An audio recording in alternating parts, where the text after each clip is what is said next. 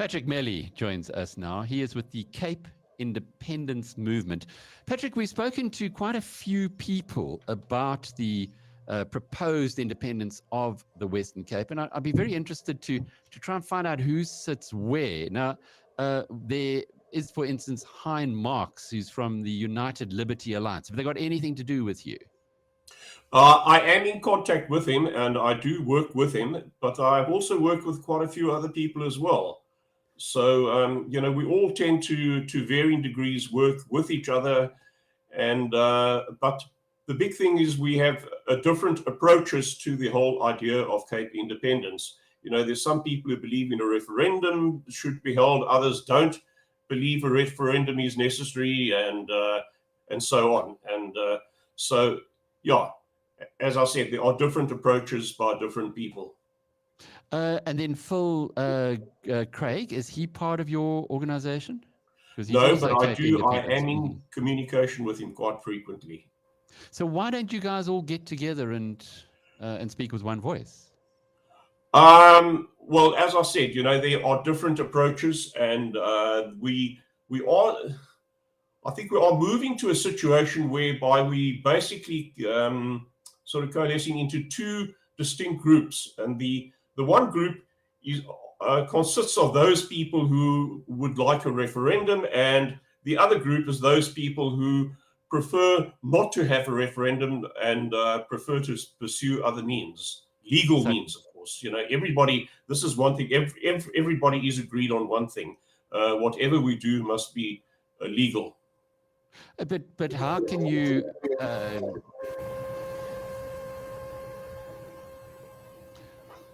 How could you have independence without having a referendum? That's something that's got to be done by negotiation.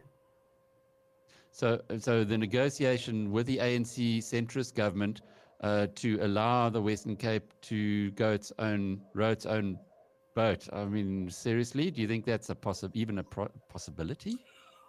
Well, there are people working on it, and there are all sorts of international precedents, and we are taking a very close interest in how these precedents worked, and so there are ways and means of doing these things. But if you say by negotiation, then you need the acceptance of central government. That is correct. Obviously, negotiation backed up with pressure. Okay. Let's just find out a little bit more about the Cape Independence Movement. How big are you? What constituency do you have? Well, we don't have a very big membership because we are not. We're more of an advocacy group than anything else. So we are relying more upon other groups and organizations to do a lot of the work. Okay, so what is it that you do? Well, what we do is we try to influence people. We talk to people, we talk to groups, etc., and promoting the idea of Cape independence. On what purpose? What's your argument? Well, the argument is that number one, we want to retain the Western Cape as a first world society, and let's be honest, the rest of South Africa can no longer be called a first world society, if ever it could be called a first world society. Things are disintegrating, and we all know that services are very bad in other parts of the country.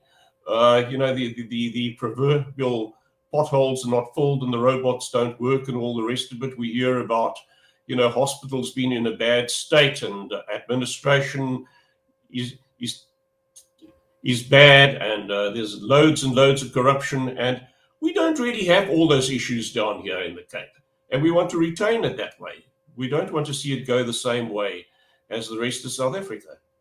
But surely the rest of South Africa could only improve from the very low base that it's at now, particularly after the awful month of July.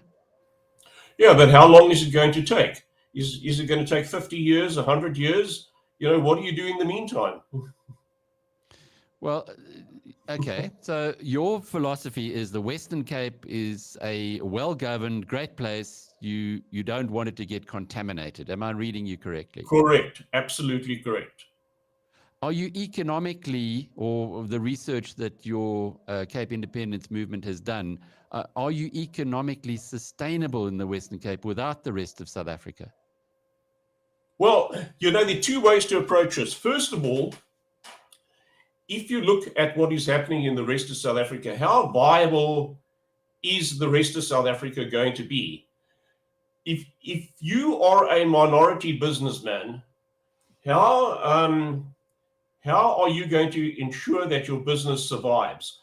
Quite apart from all the riots that we've had recently, have a look at all the restrictions and all the laws and regulations, etc., that the ANC has come up with over the years and is coming up with more and more every year.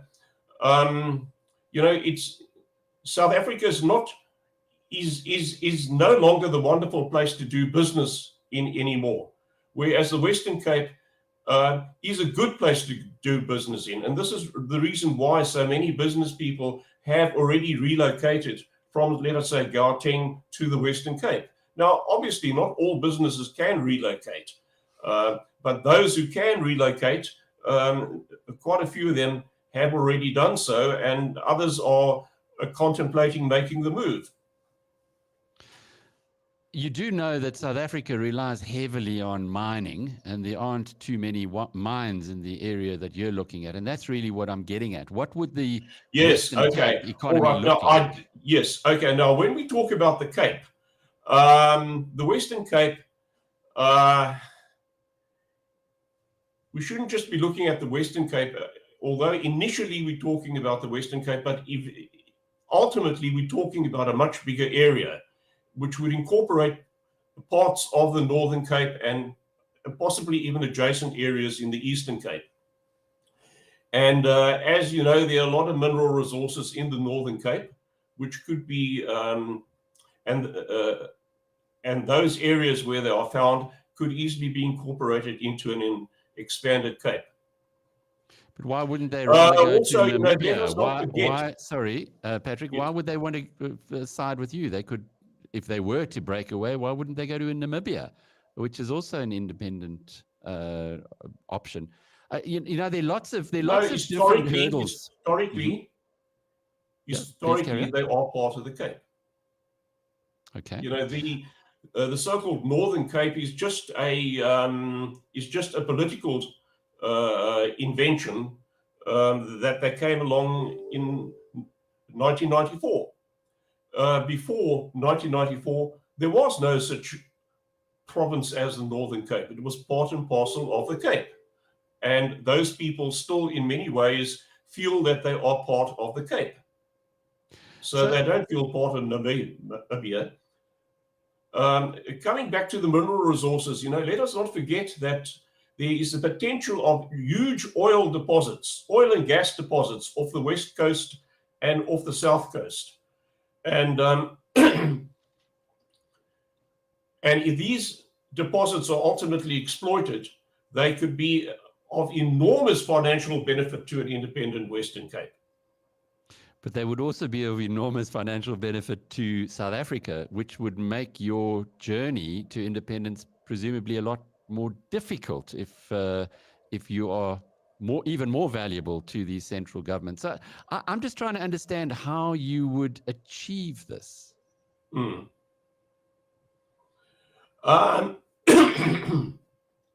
We are working on plans, and we will be announcing them before the end of the year. Plans based on a legal route to independence for the based on a legal route to independence, yes. On South African law, on the Constitution? Well, we'll also be relying upon international law too. It's very similar to what Hein Marx was saying at the United Liberty Alliance, that he was wanting, or he believes that international law says if one other country accepts your independence, then legally you can go ahead with it. It sounds a rather flimsy argument, but is it one that you've also based yours on? Yes, but I think we can go a little bit further than that. The thing is that if you are going to rely, upon substantial international support right at the beginning, you are going to have a bit of a problem. But at some stage, one is going to have to take up the attitude, present everybody with a fait accompli. It's quite interesting when one looks 10, 20 years into the future, and presumably the lobbyists for an independent Western Cape are of the opinion, and I'm sure you are, that the Western Cape will flourish as an independent country, and the rest of South Africa perhaps not so much. That is the way things looks at the moment, yes. So how are you going to stop? How are you going to stop people from the rest of South Africa wanting to enter the Western Cape? Well, it would be normal standard border controls that any country has. But the Western Cape's border, or the Cape Province's border, is huge. Do you intend, I mean, I don't want to get flippant, but doing a Trump-like build a wall? No, you won't build a wall. No, there are other measures that you can take. No, you can, obviously, if you have somebody coming into the Western Cape and, and doesn't have the proper papers, etc., you can make it difficult for them to find work. But first of all, when it comes to employment opportunities, jobs have to be given to the people who are here in the Western Cape already.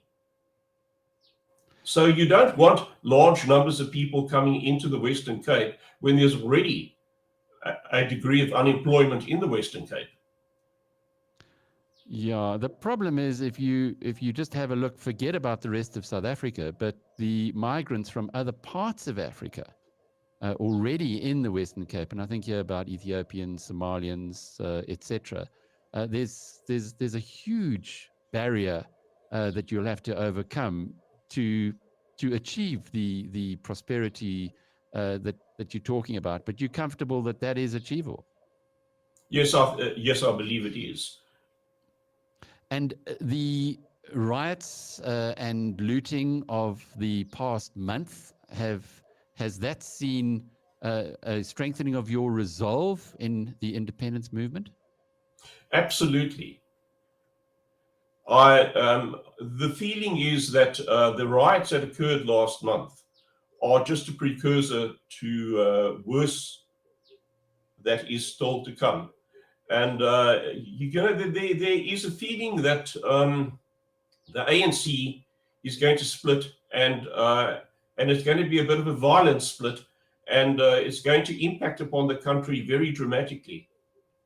And we would prefer to be quarantined from all that chaos that's going to result from the ANC splitting up, and just the general deterioration in the country. And how quickly can you do that quarantining legally? Well, you can do it.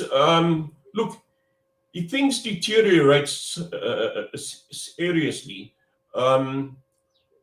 I believe that a grouping of community leaders can come together and just decide to unilaterally succeed almost overnight.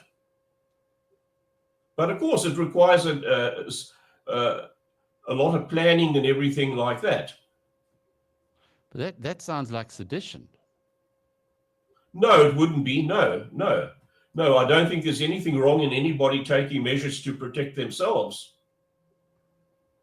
As long as everybody is in agreement with it. But if there is a small group that makes that decision without the support of the entire population through a referendum, then surely you're imposing the will of the few on the many.